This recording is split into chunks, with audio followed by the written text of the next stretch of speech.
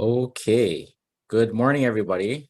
Thank you for attending today's Young Professionals presentation on buying a home with a realtor.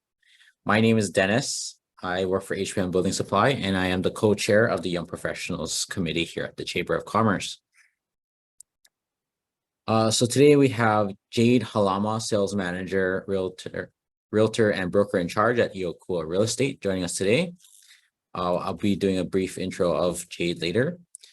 Before we're going into our presentation, please go around and introduce yourselves, name, organization, what you do, and what you're hoping to do, what you're hoping to get out of this presentation today. So let's start with Joy. Hi, Jade. Hi, everybody. So I am Joy Antonio. I work at Allstate here. Is it loud? Sorry. It's loud. All right. So I work here at Allstate. I am a TNC agent, sales agent. And for me, I think I want to get out there and start networking. I want to actually understand the relationship between insurance, loan officers, as well as realtors, because I know we all fall under one. I think that will be better understanding to how the insurance plays a role. I mean, I have a lot of questions in regards to, I get loan officers, they're like, oh, can you make it a little lower because they need to qualify? That I'm confused. I'm like, okay, I can try. So that I'm pretty much interested in that.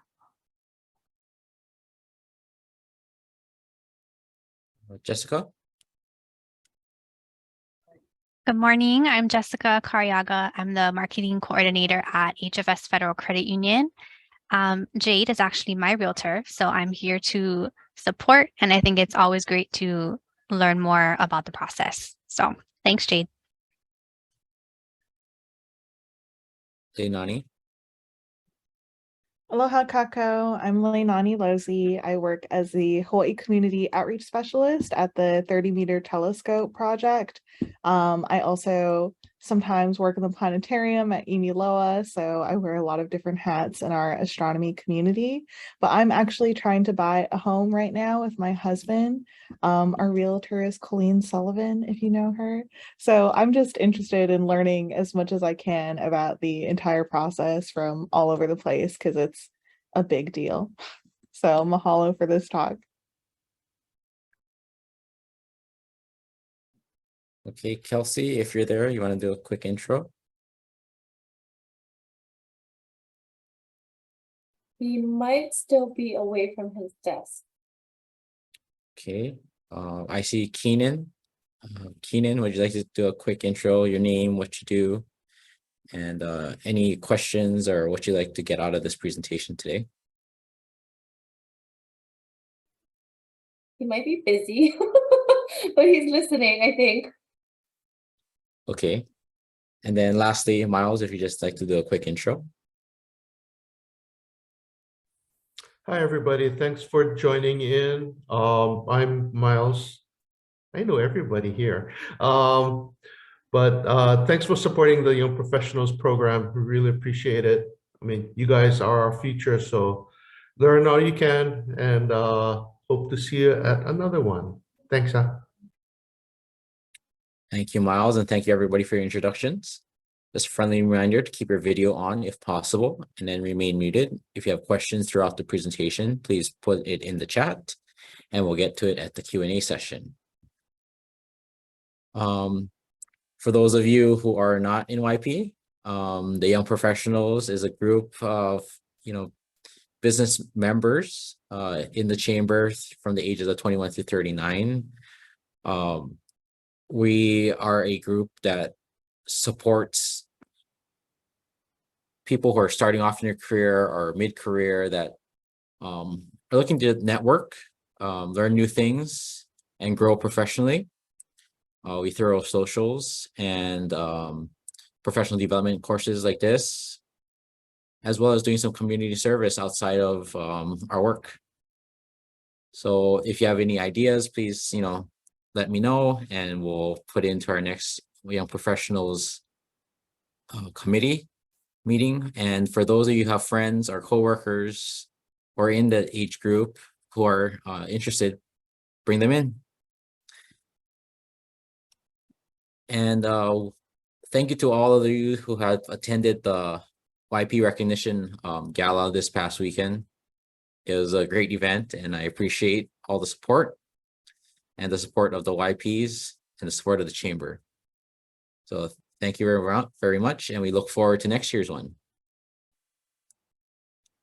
All right, so on to Jade. So Jade Halama is a sales manager, realtor, broker in charge at Iokua Real Estate. She was born and raised on the North Shore of Oahu and is a graduate of Waialua High School. She spread her wings to Santa Cruz, California, where she worked days for 3 years for the water company in Scotts Valley, California, and at night at an English pub. She returned to Oahu and began working for State Farm Insurance and was licensed in the state of Hawaii for home, auto, health, and life insurance sales. She left State Farm after 5 years to take over the family business and handled the financial, HR, and compliance responsibilities of the company. Purchasing her home led to a new career path. She fell in love with the process, and in August of 2016, she obtained her Hawaii real estate license so she could help other families achieve home ownership of their own. In 2018, she moved to Big Island from Honolulu with her husband, daughter, and son to pursue a real estate career here. The Big Island has for a long time been their family vacation getaway, and it was the perfect place to raise their children. Please join me in welcoming Jade Halama. Jade? Oh, thank you, Dennis. Yes, so what Dennis said, so yes, I am a broker in charge and a sales manager for Iokua. I've been doing it for 6 years. Absolutely love it, love helping people. We just opened an office in Oahu in Kaka'ako. So my also duties on top of what I normally do is to build that office in Oahu with agents and get those agents over there successful and just expand our Iokua wings, I guess. So that's a project I've been working on. I fell in love with it because of the feeling. So when I first got qualified to purchase a home, you know, local people never think we can purchase or own a piece of Hawaii, right? Because it's so expensive. We're not doctors, we're not lawyers, we're not this, right? We're not making 6 figures a year. And when I got qualified and I was qualified for something that was like 0% down, and I'm like, well, what do you mean? I don't have to have any money? And they're like, no. I'm like, sure, I'm on. Like, what? So that's where it all started for me. And when I first purchased it and was going through the process, it was just a feeling that you would never have ever thought of that you could do as a legacy for your children, what you could leave down for your children or anything like that. So that's what got me into real estate and also just helping people.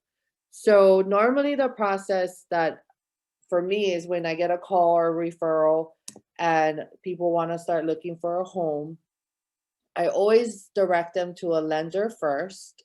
They need to get their pre-qualification, their pre-approval to make sure what they're qualified for.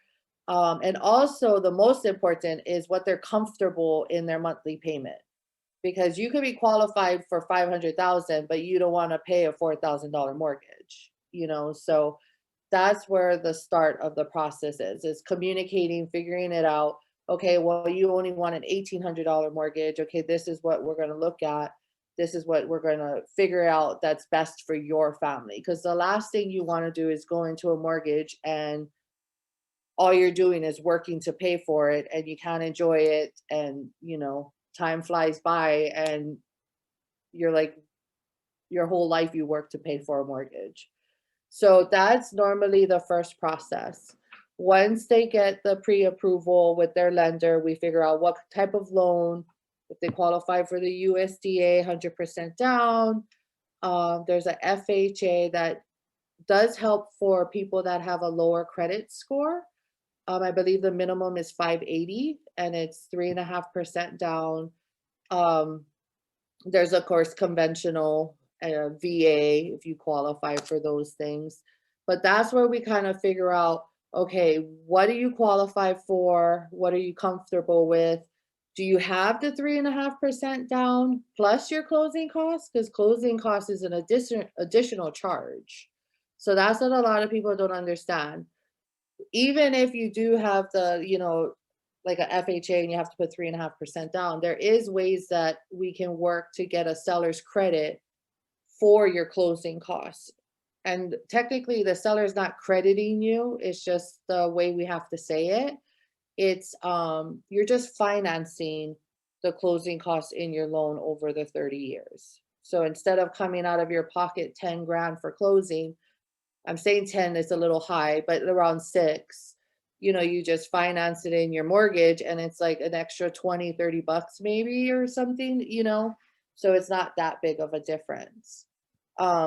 So once we figure all of that out, then, I'm like, yay, congratulations, because I'm so excited, you're pre-approved and we're ready to start shopping. So that's when we put together a full-on list of what your criterias are, what you're looking for, stuff like that. We set out for a day. You meet me here. We go through. I normally don't do more than 5 homes a day. I feel like it can be overwhelming. I prefer like 4 or 3, just like so people can soak it all in. But it all depends on the time crunch. And, my priority is to make sure that my clients are happy and what I do is for my clients. So if my clients are like, I only have Saturday, I want to see 10 homes. Boom, fine, whatever. We'll go do that. If that works for you, that's what we're going to do. If it's 6 o'clock, because that's the time you get off work and you want to go look at a house, boom, fine. I mean, I took Jessica at night looking at homes because it fit her criteria, her schedule. So it all kind of depends on all of that. But then we go out and I don't settle. So I'm one of those realtors. I'm not in it for the money. The money's a bonus. More so is that the right home for you? And you'll know when you walk in, you'll just be like, oh, you can see where your Christmas tree is gonna go. You can already smell the turkey in the oven for Thanksgiving. You're already like planning your kid's birthday party in the backyard, where your couch is going to go, where all of that. Then, it's like, okay, this is the home for you. From then is where we talk. I do all the paperwork, we negotiate, and figure it all out. Once we have an execution, it's like, yay, again, because I am like that, to be honest with you, when I'm on the phone. We open escrow. So has anybody, like, all of you purchased homes before, or nobody's?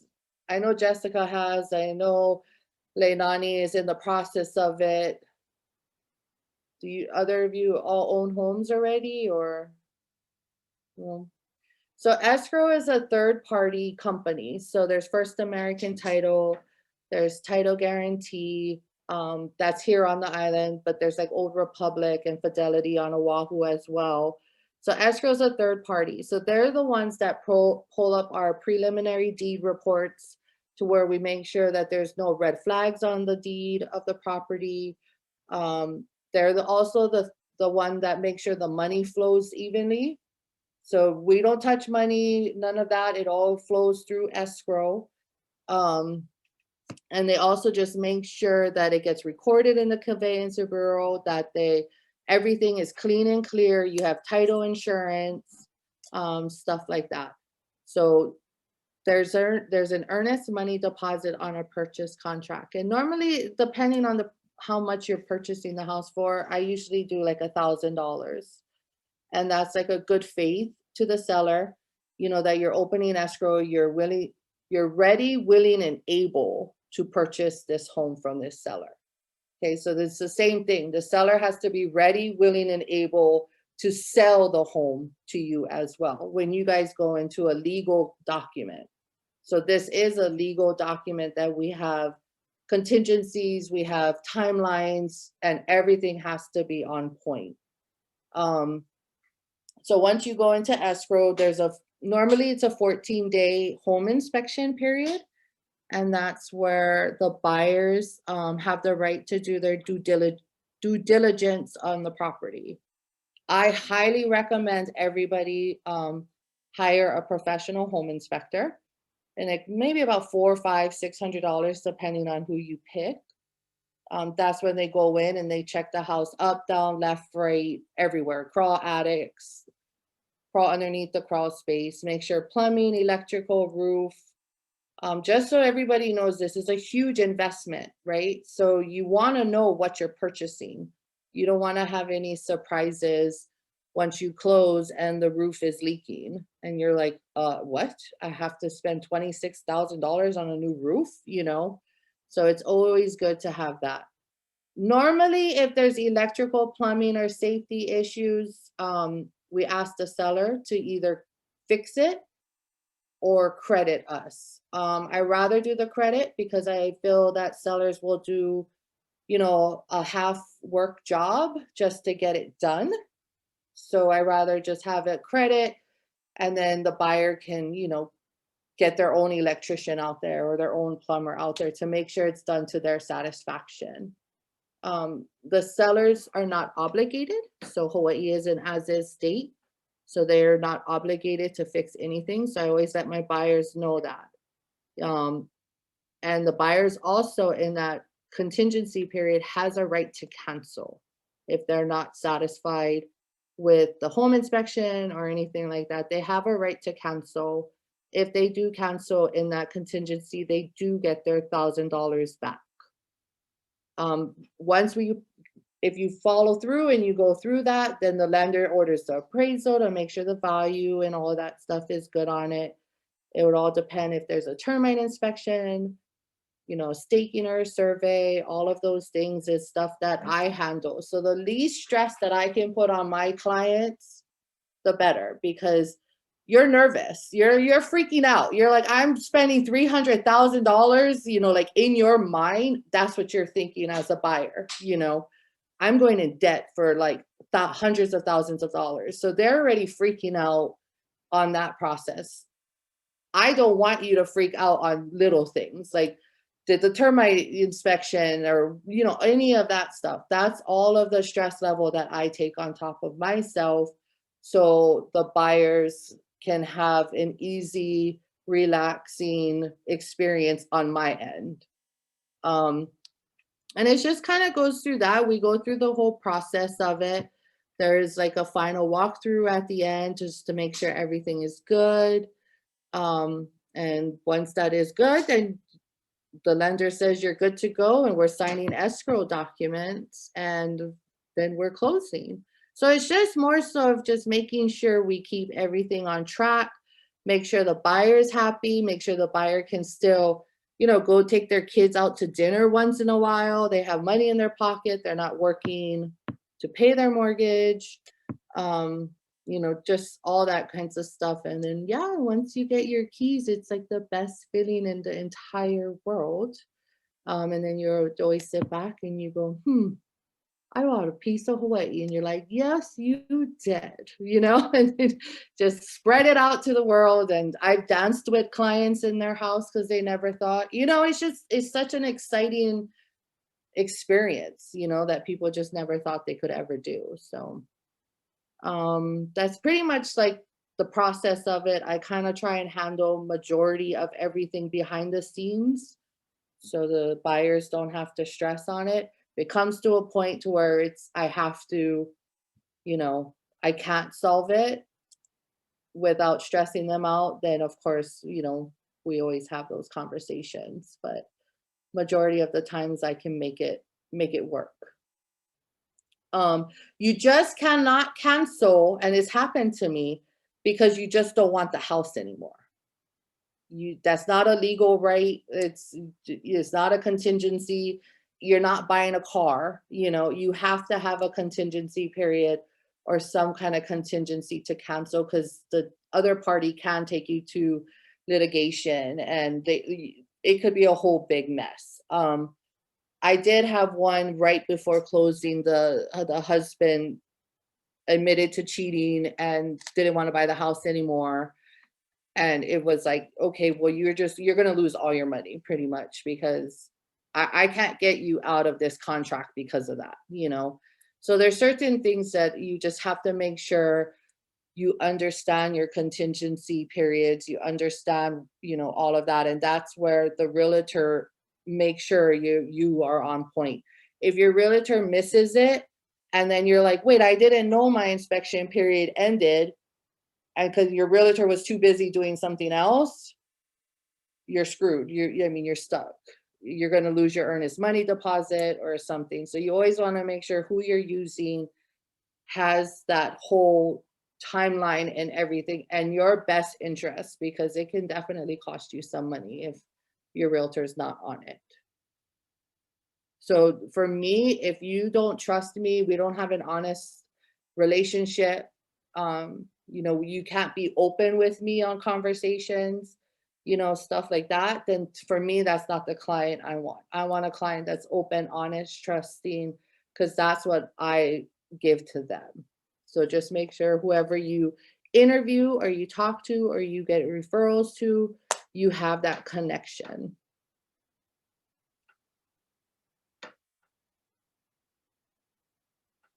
Great. So, Jade, I think we got some questions. So you want to move into Q&A?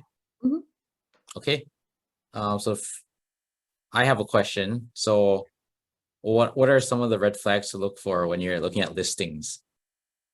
A lot of it is like unpermitted things, so make sure to look at that. You read your descriptions. A lot of people don't read the descriptions, so make sure to read your descriptions. Pictures are deceiving.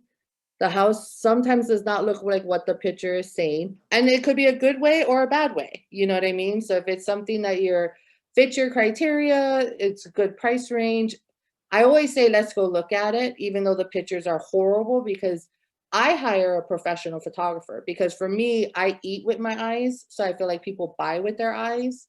So I always hire a professional photographer, but some agents don't. So the pictures could be horrible. So don't get discouraged if you're like, oh, why does it look so dark in there or something? Because you'll be surprised. Sometimes you'll walk in and you'll be like, oh my God, I didn't expect it like this. So don't just push it to the side because like the pictures are horrible. If it's something that could be interesting, I would say definitely look at it. A lot of looking at the pictures too, or looking at a listing, I would definitely read the description. But pretty much that kind of things. Normally we have private remarks that we can see, and on our end, and our private remarks will have more information, like the seller won't pay for a termite inspection, or the house has foundation issues. I just read one this morning that, you know, it's back on the market because it has foundation issues. It won't say that in the description, but it will say it to us. So I have an assistant too, Sonia. She's amazing. Like, she's my backbone. And normally she can look at that and be like, oh, you know, there's foundation issues or something. But I always tell everybody, don't hesitate. If you see something, just let me know and I'll look into it. Great. Thank you. So the next question is from Jessica. How do you help buyers manage expectations when it comes to their budget and what's available on the market? It's a good question, Jessica. So yes, some people have champagne budgets, but on a, you know, beer budget kind of a thing. It's just more so for me, it's like, this is just a house. You make it the home. So it doesn't matter if you have fancy lights or this or that, you know what I mean? It's like, it's just a house right now. It's literally just a thing like this. And once you move in, you make it the home. You know, you can change those things. You can paint the walls. You can, you know, do all of these things to make it what you want as your home.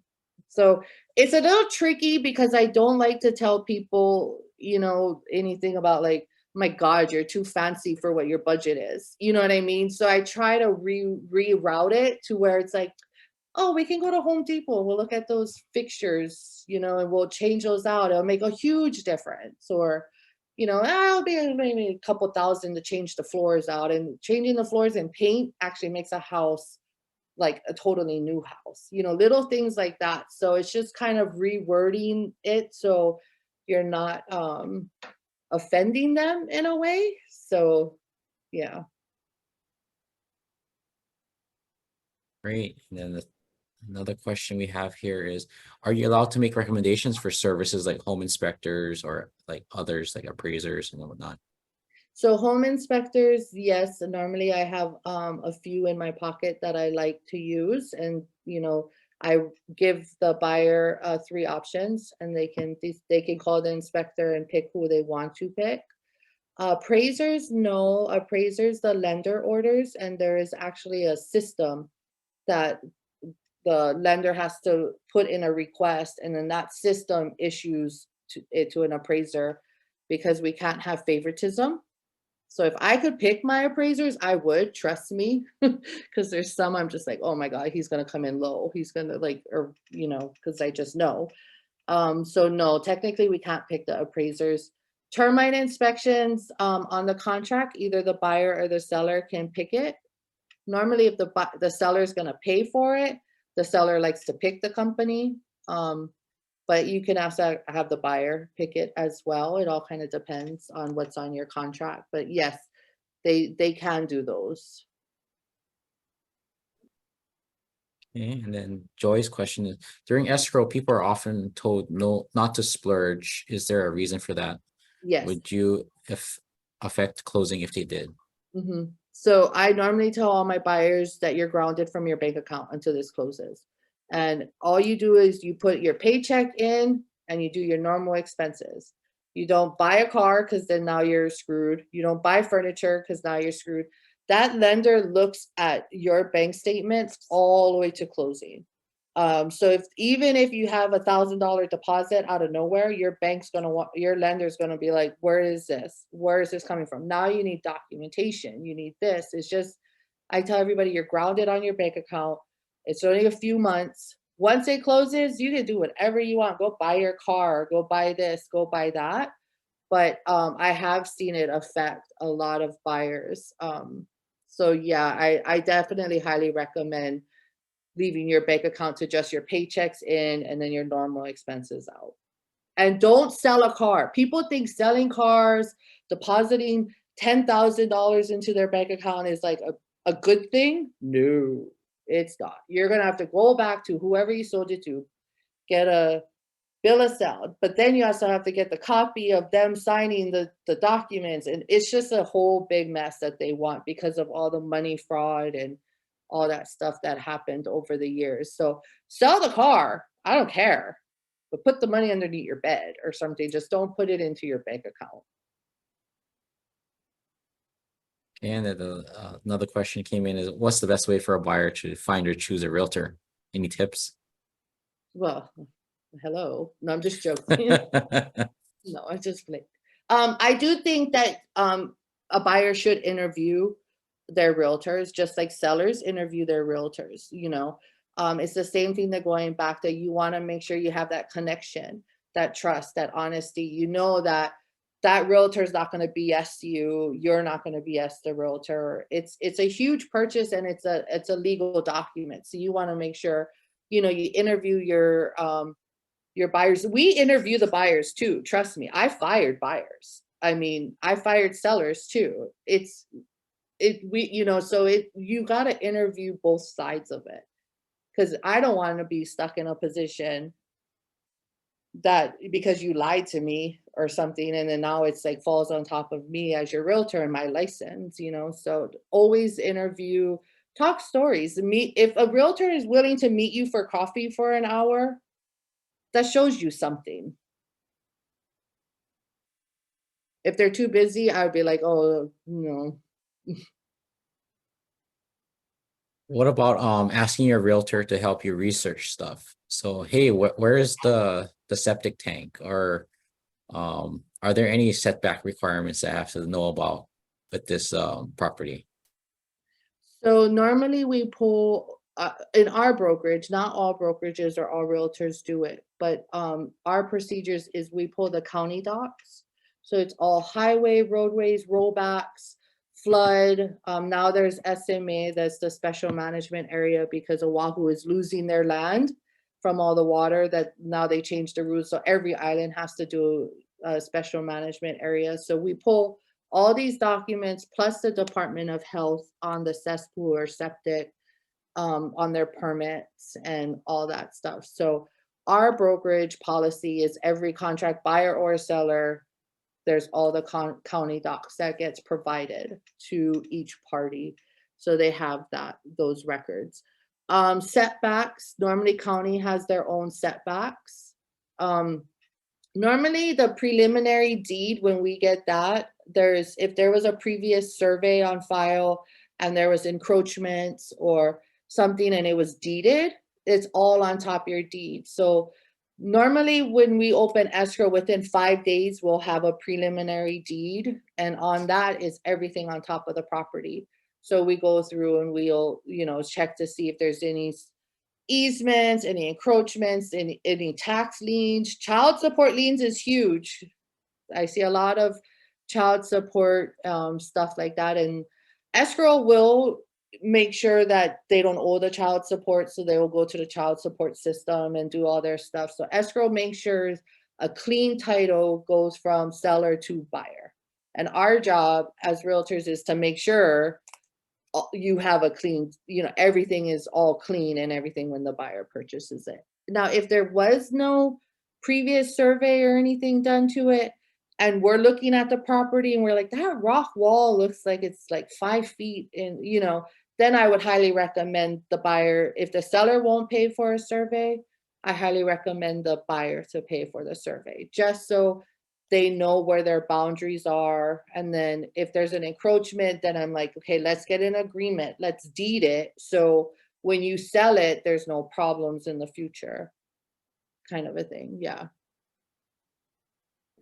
Too good. I was just about to ask you about encroachments. So, I'm dealing with one of those right now. So.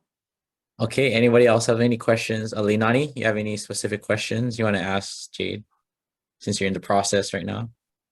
I don't.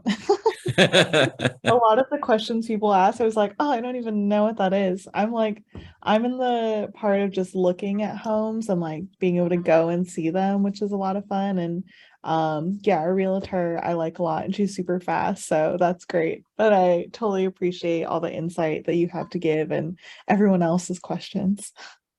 You do have a really good realtor. I've worked at Colleen, so she'll take Oh, really good care for you. Just when you walk in that house, you'll know it's the house. And then once you do that, then it's like, okay, you got to move on it. And remember, if you like that house, I most 100% guarantee another buyer walked in and liked it too. Because somehow, some way, I don't care if the house has been on the market for 60 days and you're like, oh, I want a day to think about it or 2 days to think about it. For some reason, another buyer is putting an offer in on it. And it's just the weirdest thing, but it happens all the time. And it's sad when I have to say, like, oh my God, like somebody else put the offer in and it's accepted. And they're like, oh my God, it's on for 60 days. Like, what do you mean? So if you fill that house, you need to move on it. So Jade, Taylor asked, what's the average cost of homes right now in the Hilo Puna area? Well, Hilo and Puna and KL is all different markets. So Hilo, I mean, you can't really get anything decent for under 400,000, right? It's pretty high in Hilo town. It's going down just a tad, but it's still moving even with interest rates higher. So because you got to remember, interest rates are higher, so prices are dropping. So this is a good time to buy, because guess what? When interest rates drop in a few months, you just refinance, bring your payment down. But then all those buyers that are like, oh my God, interest rates are so high, like you're crazy, are now fighting multiple offers for houses, but then those prices are going up. So now you're buying the houses more. You see what I'm saying? So it's like, it's actually still a good time to buy. Real estate's like this. So you have to ride the wave, to be honest with you. Buy it at the 7, refinance it at the 5. It's a few months, right? For a couple extra $100. So yeah, I forgot what the rest of the question was. I think I went off track, but No, I think you got it. Taylor, did you want to know like the average in the Kiao and Puna areas too? oh Yeah, yeah, I was just okay, curious. sorry.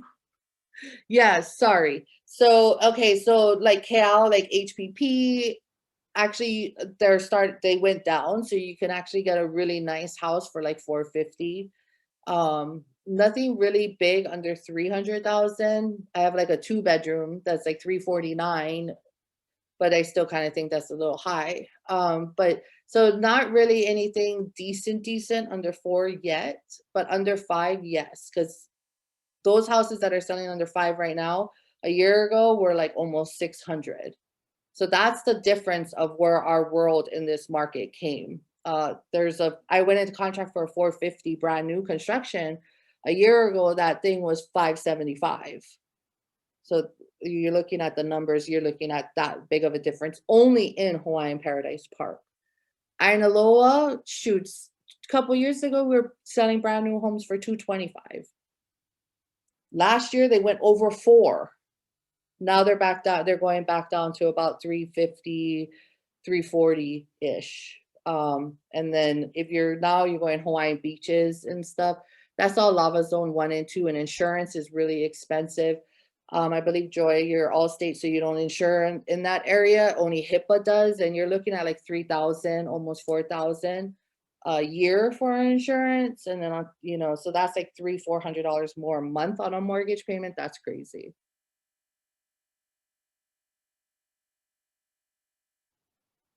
Oh, 5K. Yeah, see, it's really, it's Wow. crazy. Yeah.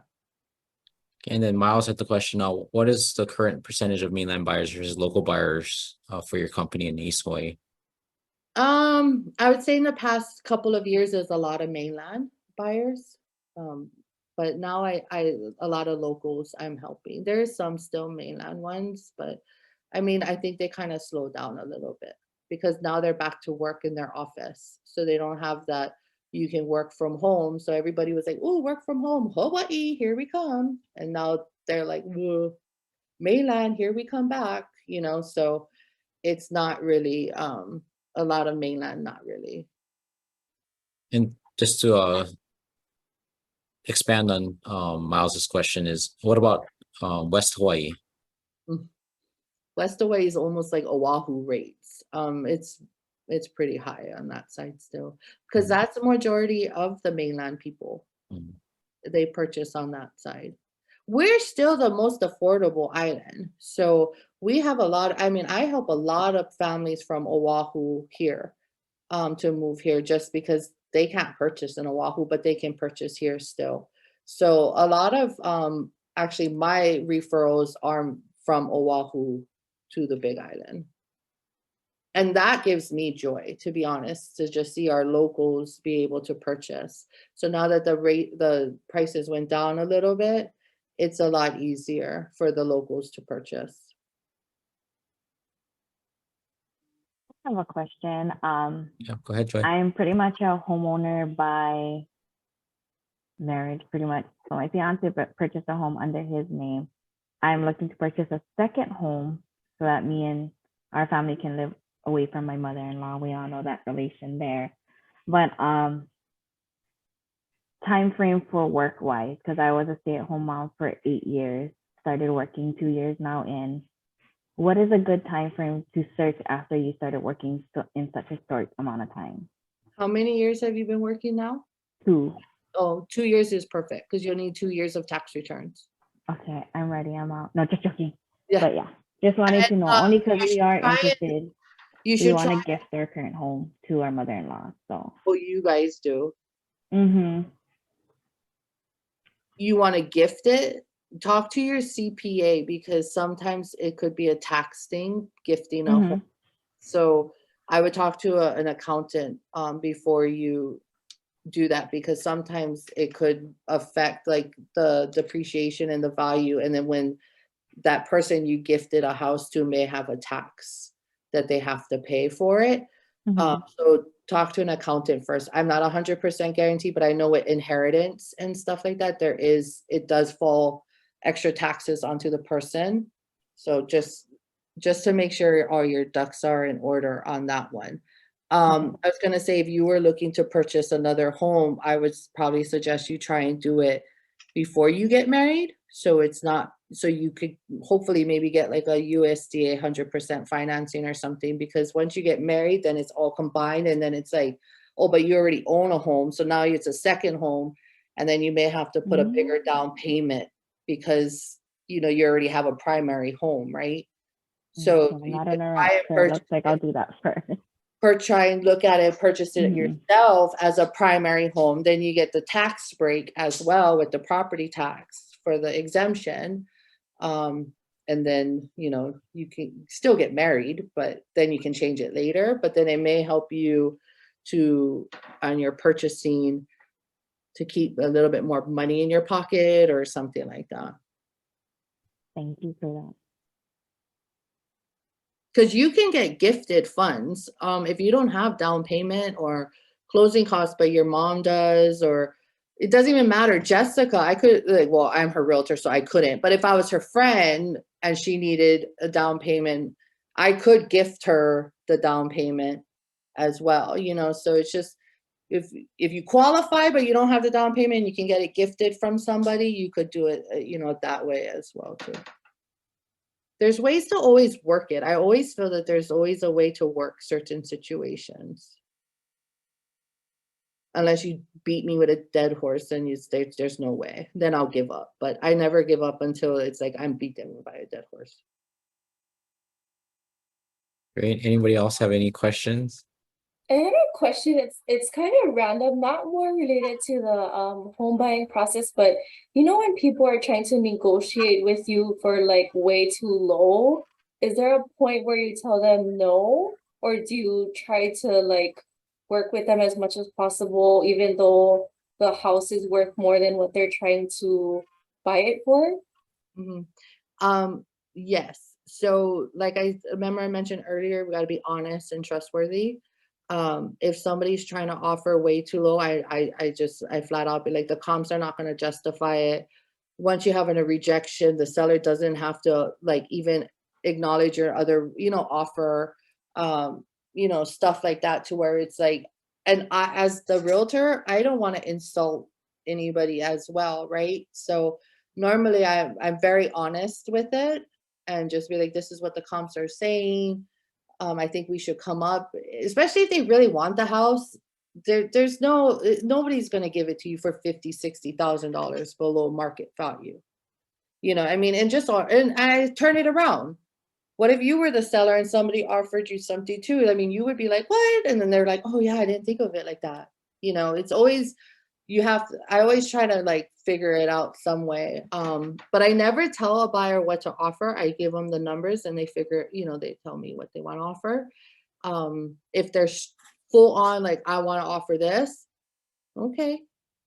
Most of the time it's rejected and the seller won't entertain us again. So I always try to make sure the buyers are aware of what the outcome could be.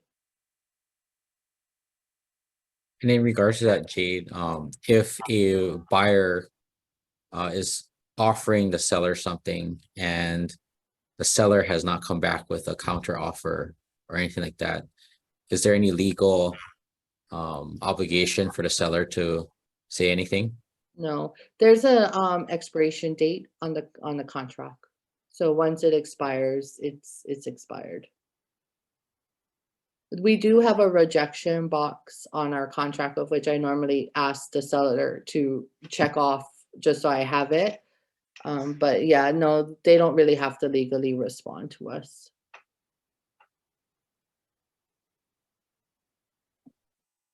All right. Any other questions? For those of you who are looking to buy a home, there's Jade, and then we have a lender here, Angie. So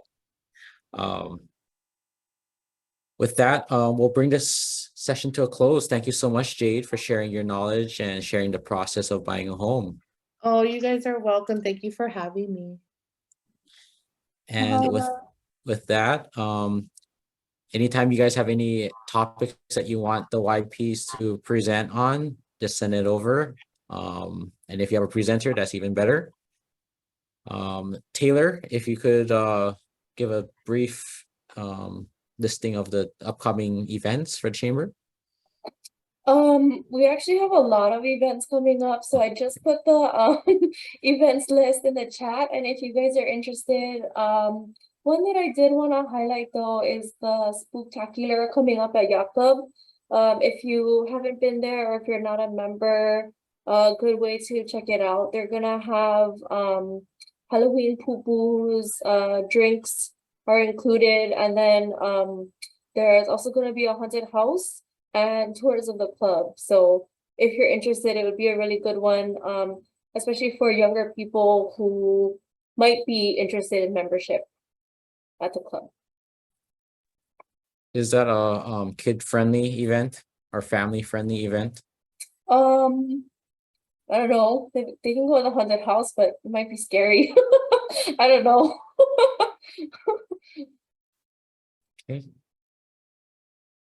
Well, thank you very much, everybody. And we'll be on for a couple more minutes because we are 10 minutes early. So if you wanted to just talk story, you can stay on. If not, have a nice day. Thank you. Thank you.